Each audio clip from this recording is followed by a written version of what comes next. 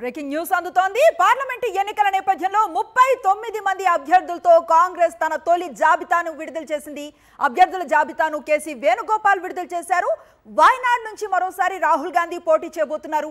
ఇక తెలంగాణలో 4 లోక్సభ అభ్యర్థులను ఏఐసీసీ ప్రకటించింది. మహబూబ్ నగర్ వంశీ చందర్ రెడ్డి, నల్గొండ రఘువీర్ రెడ్డి, మహబూబాబాద్ బలరాం నాయక్, జహీరాబాద్ సురేష్ షెట్కర్ పేర్లను ఖరారు చేసింది. ఈ నెల 11న మరోసారి కాంగ్రెస్ ఎన్నికల కమిటీ సమావేశం కానుంది. మిగిలిన లోక్సభ అభ్యర్థులను ఎంపిక చేయనున్నట్లుగా తెలుస్తోంది కాంగ్రెస్ ఎన్నికల committee.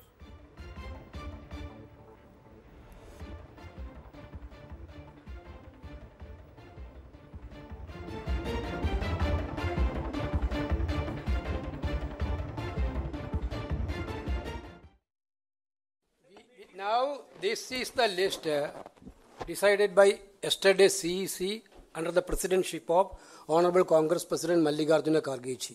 We are discussed the seats of the states Kerala, Karnataka, Telangana, Chhattisgarh and Delhi and Lakshadweep yesterday. Next CEC meeting is on 11th. Whenever the next seat is going to be decided, we will let you know the names of the candidates.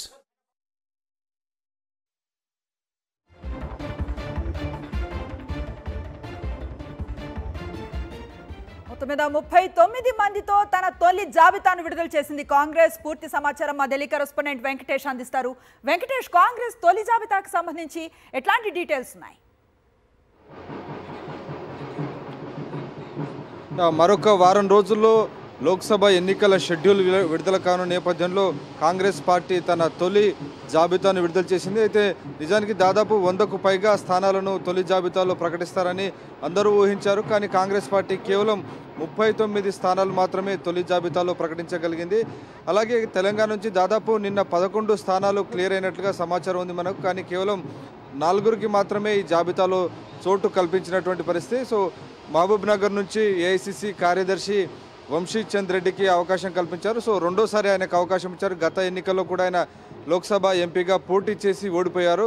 అలాగే బలరాం నాయక్ మరోసారి Mahabubabad ticket ఇచ్చారు. గతంలో ఆయన పోటీ చేసి కేంద్ర మంత్రిగా కూడా పనిచేసినటువంటి పరిస్థితి మనం చూసాం. సో మరోసారి మహబూబాబాద్ ఎస్టీ నియోజకవర్గం టికెట్ బలరాం నాయక్ ఇచ్చారు. ఇక నల్గొండ నుంచి గతంలో ఉత్తమ్ కుమార్ రెడ్డి ఈ సీట్ నుంచి ప్రాతినిధ్యం వహించారు. సో ఈసారి జరిగినటువంటి తెలంగాణ అసెంబ్లీ ఎన్నికల్లో కూడా క్లీన్ స్వీప్ నల్గొండ చేసింది. సో నల్గొండ అంటేనే గన్ షాట్ సీట్ అనేది చెప్తుంటారు. సో అటువంటి సీట్ను జానారెడ్డి కొడుకు రఘువీర్ రెడ్డికి కేటాయించారు. సో జానారెడ్డికి ఆయన్ని గెలిపించుకోవాల్సినటువంటి తన తనయుడిని గెలిపించుకోవాల్సినటువంటి బాధ్యత పరిస్థితి ఉంది. సో మొత్తానికి అలాగే ఇటు సురేష్ షెట్కర్ జహీరాబాద్ నుంచి ఆయనకి ఇచ్చారు. లింగాయత్ సామాజిక వర్గానికి సంబంధించినటువంటి వ్యక్తి, చాలా సీనియర్ నాయకుడు. నిజానికి ఆయన ఎమ్మెల్యేగా పోటీ చేస్తారని భావించినప్పటికీ అక్కడ అనూహ్య పరిణామాల నేపథ్యంలో ఆయన ఎమ్మెల్యే కాకుండా ఎంపిక చేసినటువంటి పరిస్థితి. Right, thank you Venkatesh.